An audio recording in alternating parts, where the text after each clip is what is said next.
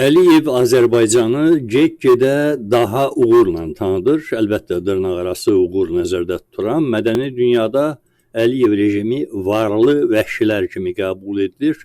Bütün müstəvilərdə təqdimatı da elə bu cürdür.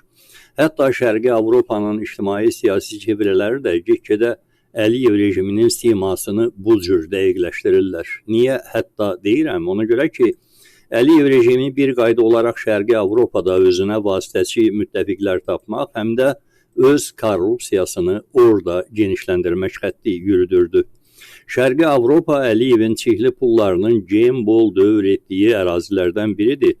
Bu günlərdə isə Polşanın respektabilli jurnallarından olan Yeni Şərqi Avropa jurnalı Əliyev rejimini araşdıran, həm də Azərbaycandan olan ekspertlərin vasitəsilə araşdıran geniş bir yazı dərc edib. Mən bu təqdimatı bəzi ixtisarlarla sizə təqdim etmək istəyirəm. 2023-cü ildən etibarən Azərbaycan müstəqillik dövrünün ən geniş miqyaslı və fasiləsiz vətəndaş cəmiyyəti repressiyalarını həyata keçirir. İnsan haqları müdafiəçilərinin, jurnalistlərin, hüquqşünasların çoxu sürgündədir və ya həbsdədir. Qalanları isə məhdudlaşan məkanda fəaliyyət göstərə bilmirlər.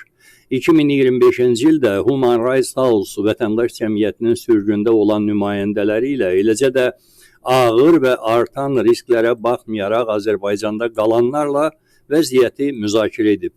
Onların təhlükəsizliyi üçün müsahibə verdiyimiz insan haqları müdafiəçilərinin kimliklərini açıqlamayıb jurnal, cavablar aydınlıq və məntiqə görə redaktə olunub. Suallardan birincisi budur ki, bugün Azərbaycanda insan haqları vəziyyəti necədir, son illərdə necə dəyişib? 2023-cü ilin yayından etibarən biz ümumilikdə Azərbaycan vətəndaş cəmiyyəti üzərində böyük, dayanmayan repressiyaları görürük. Görünən odur ki, bu yalnız məhdudlaşma deyil, vətəndaş cəmiyyəti Azərbaycanda bağlanır. Ölkə daxilində təşkilatlanmış formada işləmək və varlıq sürdürmək üçün sağlam mühit qalmır. Başlanğıcda 2022-ci ildə ictimai və siyasi şəxslərin həbsindən başladı, sonra ticarət birliklərinin üzvlərinin kütləvi həbsləri gəldi və cəmiyyətin müxtəlif təbəqələrinə yayıldı. 2023-cü ilin noyabrında Abzas media jurnalistlərinin saxlanması kimi, sonra jurnalistlərin ayrı-ayrılıqda tutulması, daha çox qeyri-hökumət təşkilatları və insan haqları müdafiəçiləri, hətta akademiklər, iqtisadçılar, sülh aktivistləri və Azərbaycandan kənarda yaşayan, fəaliyyət göstərən şəxslər saxta cinayət ittihamları ilə uzun müddətli həbs cəzalarına məruz qalıblar. Bu, yalnız vətəndaş cəmiyyəti ilə məhdudlaşmır, siyasi partiyalar da təzyiq altındadır. Bundan əvvəl hökumət onun siyasəti ilə razılaşmayan dini qruplar, xüsusilə şiə müsəlmanları həbs edir, hətta işgəncəyə məruz qoyurdular. İndi adi insanlar Instagram və ya TikTokda hökumətin siyasəti ilə uyğun olmayan fikirlər desələr, çağırılırlar, sorğuya çəkilirlər, müəyyən formalarda qorxudulurlar. 2013-2015 repressiyaları ilə müqayisədə ilk fərq miqyasdır, ölçüləri böyükdür. O vaxtlarla müqayisədə həbslərin sayı çox az idi, əsasən QHT rəhbərləri hədəf alınırdı. İndi istənilən insanı həbs edə, qorxuya sala və ya hətta işgəncə verə bilirlər. Ölkədə təxminən 375 siyasi məhbus var. Bu rəqəm 9 iyun 2025-ci il tarixinə uyğundur. İndi hökumətin məqsədi heç bir dissident səsinin qalmamasıdır. Son vaxtlar səyahət məhdudiyyətləri geniş tətbiq olunur, yalnız şübhəlilərə deyil, onların ailə üzvlərinə də. Bəzi şəxslərin bank hesabları dondurulub. Burada həmçinin görünməyən, lakin davamlı qorxutma formaları var ki, bunlar çox vaxt daha yumşaq göründüyündən gözə alınmır. İnsanlar get-gedə ictimai yerlərdə qeyri-rəsmi görüşlərə çağırılırlar. Dövlət təhlükəsizlik orqanları tərəfindən bu kafelərdə aparılan sorğular artır və bir çox adam bunun haqqında danışmağa belə qorxur. Bu şübhəli və gizli söhbətlər tez-tez həbsdən əvvəl baş verir. Azərbaycan hakimiyyəti artıq demokratik normaları da imitasiya belə etmiş. İndi onları açıq-aşkar hücuma məruz qoyurlar. Son illərdə hökumət rəsmilərinin nitqində dəyişikliklər var. İnsan haqları və demokratiya söhbətlərdən çıxarılıb, indi qlobal geosiyasi dəyişiklik, yeni reallıq, qərblə dırnaqarası praqmatik iqtisadi münasibətlər kimi anlayışlardan istifadə olunur. Bu, avtoritar ölkələrlə açıqca eyni cizgilərin götürülməsi kimi bir bəyanatdır. İnsan haqları və demokratiya məsələsində deyirlər ki, bu Azərbaycanın daxili işidir və heç kəs müdaxilə edə bilməz. Vətəndaş cəmiyyəti əleyhinə güclü iftira kampaniyaları gedir. Bu dəfə hətta Qonqolara, yəni hökumət tərəfindən yaradılmış qeyri-hökumət təşkilatlarına qarşı da yönəlib.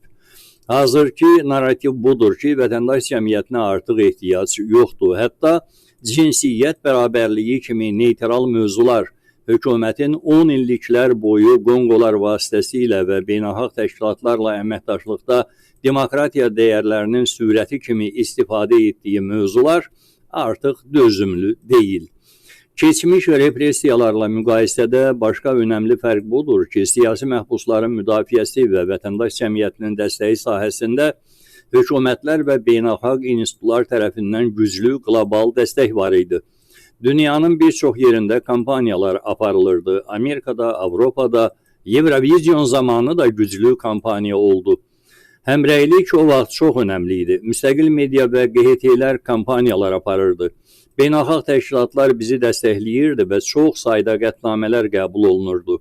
İndi bu kəskin azalıb, çünki ölkədə vətəndaş cəmiyyəti məhv edilib. Ölkə daxilində çox az adam qalıb, dissidentləri saymaq olar, barmaqla saymaq olar və ölkədən kənarda bu dəstək xeyli zəifləyib. İndi demokratik hesab edilən ölkələr Əliyevlə əməkdaşlığa daha çox maraq göstərir. Avropa Şurasının baş katibi, Avropa İttifaqının rəsmi liderləri və s. Vəziyyət belədir ki, vətəndaş cəmiyyəti demək olar ki, xaricdən heç bir qorunma almadan mövcuddur. Azərbaycan hökuməti 10 illiklərdir vətəndaş cəmiyyətini parçalayır. Addım-addım hakimiyyət qanunvericiliyi dəyişib, onu silaha çevirməklə məhkəmə hakimiyyətini isə son 20-25 ildə dağıdıb, tamamilə müstəqil olmayan bir hala salıblar. 2014-cü ildən sonra vətəndaş cəmiyyəti demək olar ki, qalmayıb. Yəni, nə baş verə biləcəyini izləyən, hesabat verən vətəndaş da yoxdur və maraq duyan insanlar azalıb, çünki sadəcə təhlükəlidir. Hətta vətəndaş cəmiyyətini və ya böyük təşkilatları dəstəkləyən donor təşkilatları belə layihələrini yeniləməkdən çox tərəddüd edirlər. Deyirlər ki, Azərbaycan artıq xilas olunmaz vəziyyətdədir. Azərbaycan hakimiyyəti beynəlxalq mexanizmlərdən çəkilir və ya onları sabotaj edir. Avropa İnsan Haqları Məhkəməsinin qərarları icra edilmir. Əvvəllər bu problem vardı, amma ən azından kompensasiya ödəyirdilər. İndi isə sistemi açıq-aşkar sabotaj edirlər. Başqa bir məsələ BMT-nin Azərbaycandakı təşkilatlarının bir neçəsinin bağlanmasıdır. Azərbaycan bu qurumların çoxlu konvensiyalarına, həmçinin Avropa İnsan Hüquqları Konvensiyasına qoşulub, lakin indi sadəcə beynəlxalq öhdəliklərini yerinə yetirmir. Ölkəni təzrid etməyə çalışır. İndi Azərbaycanı bir şəxs idarə edir və hər kəs özünü ona uyğunlaşdırır. Biz öncə inanırdıq ki, beynəlxalq mexanizmlər vətəndaş cəmiyyəti ilə əməkdaşlıqla hökumət islahatlarını təşviq edə bilər. İndiki böyük repressiyalar başlandıqdan sonra isə bu illüziyalar da itdi. Diplomatlardan bəziləri açıq deyirlər ki, insan haqları sözünü deyən kimi Azərbaycanlı tərəf görüşləri bağlayır, bu mövzuların müzakirəsini mümkünsüz edir. Liberal demokratiyanın əsasları təhdid altına düşəndə insan haqları müdafiəsi hər hansı formada çətinləşir. Azərbaycanda insan haqları durumunun tənqidi hökumətlərdən və beynəlxalq institutlardan Qərbin müdaxiləsi kimi qarşılanır. Son 2 ildə insan haqlarını dəstəklədikləri üçün Qərb institutlarına hücumlar olub, onlar dövlətə məxsus media tərəfindən milli dəyərlərə qarşı ya da qalib millətə qarşı qərəz kimi etiketləniblər. Bizə lazım olan budur ki, demokratik ölkələr anlayışa gəlsinlər. Avtoritarizm demokratiyanı təhlükə altına qoyur. enerji və təhlükəsizlik Qərb üçün, xüsusilə Avropa üçün önəmli ola bilər, amma Qərb Azərbaycanın dəyər əsaslı olmayan xarici siyasətə yönəldiyini görməlidir.